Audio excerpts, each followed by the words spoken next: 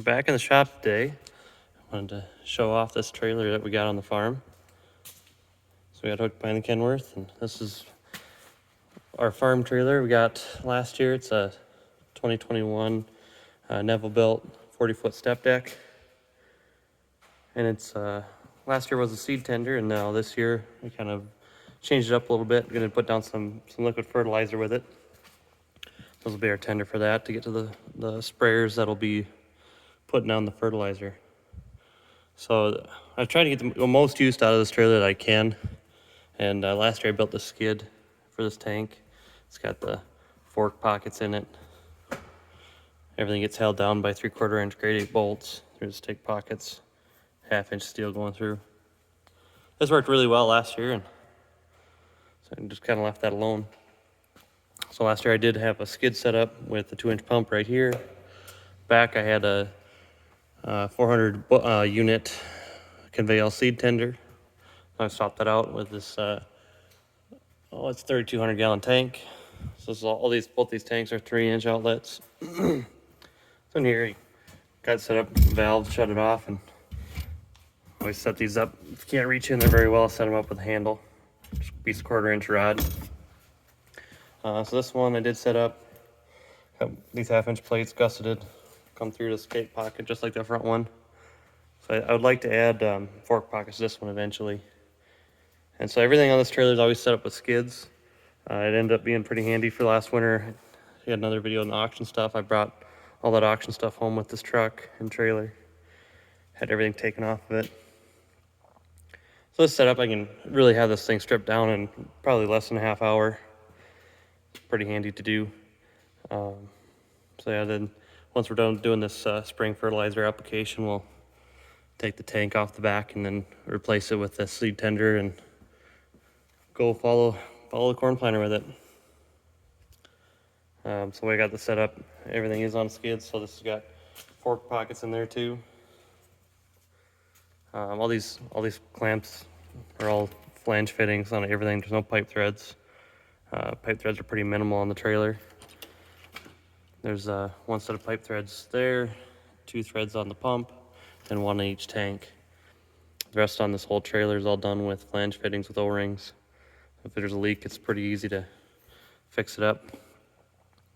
And got a 3-inch electric start pump. And I was able to do it without a battery. So what I did, I just used the existing electrical on the truck. And our trucks are already wired to have electric tarps. So I just added 2-pin outlet there, strung it down, ran it inside the frame. And then for convenience, I put everything on quick connects under here. So when that gets taken off, it's not a big deal. So all I had to do is use the bracket that was already here, come in behind, tee in with air. So that's always right there. And then same with that electrical. And the electrical's running all the way up. Just fish it through the stake pockets. So my electrical's here to start the engine. So I'll do that, and it also runs electric reel. And so these reels also have a wireless remote on them too. So it works out pretty well. That air runs up here, that I can pop in and purge the fertilizer out of the hose, lighten it up a little bit to move it around easier. On valve configuration, got the back tank, front tank. Those are easy, all pretty easy to access from the ground. No problem there. So this is coming down to our fill.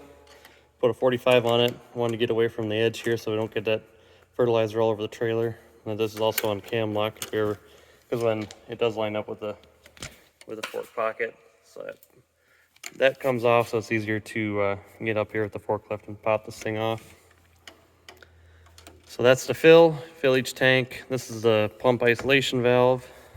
So that way it's isolated over here to the pump inlet.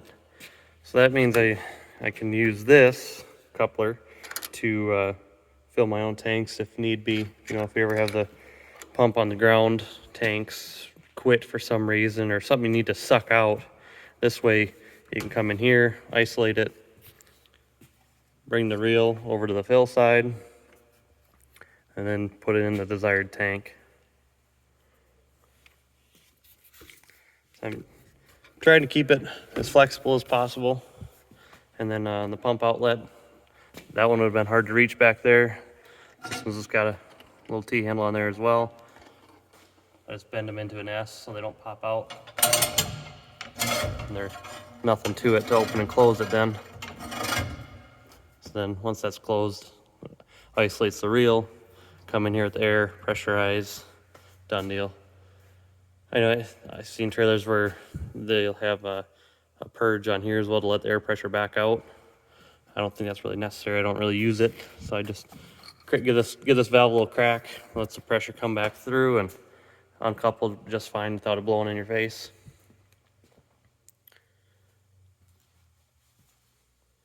So yeah, that's the rundown on the step deck and how we're using it to tender, and later I'll switch it over to a seed tender on the back. And so right now we're just using telehandler and going to the top holes there to take this tank on and off. But there is plenty of room here. I'm thinking about notching the frame out and coming in with 2 stake pockets. That way the forklift can take this on and off, no problem. Yeah, this trailer, pretty affordable trailer for a new one. At the time, I think we were just a little over $30,000 list price, and so then with tax and all that, it was probably about $34,000 for the trailer. So the tanks we've been moving off other trailers and stuff we had around the farm. Everything on the skid is new this year, and be able to retire that 2-inch skid that I was using on here last year. This setup can be used for spraying too. When doing the measurements here, there's enough room to just squeeze 4 shuttles here, and then easily fit another one over there. So there's plenty of room left on the deck. See, a lot of these spray tenders get pretty cluttered, and you end up not having much room for your chemical. So this one, to be able to fit a cone on there for spraying, I did leave this cap open on the end. So this is able to actually go underneath the motor. Just like that. And then, so if we do end up spraying with it, that's not a big deal. We can always make a smaller skid and tie into a pocket. Put a cone here or 2 cones, whatever is needed. And with that electrical right there, that's no big deal to plug in a 12-volt pump and fill up them cones with shuttles and do what we need to do. So these are, both these skids I made for the 2-inch and the 3-inch pump had this same setup. They got a cap on the top, threaded rod, and then cap on the bottom. There's also a chunk of tubing inside of here that keeps it from turning. So this is bent, or this tube is actually made to match the same size of the stake pocket, so they got a pretty tight fitting square tube down inside of there. And then I just tie it into that channel, just like here we go, right there. Run a bead on the top. It's good to go. So yeah, that's a shakedown of the trailer. So I hope you guys like it.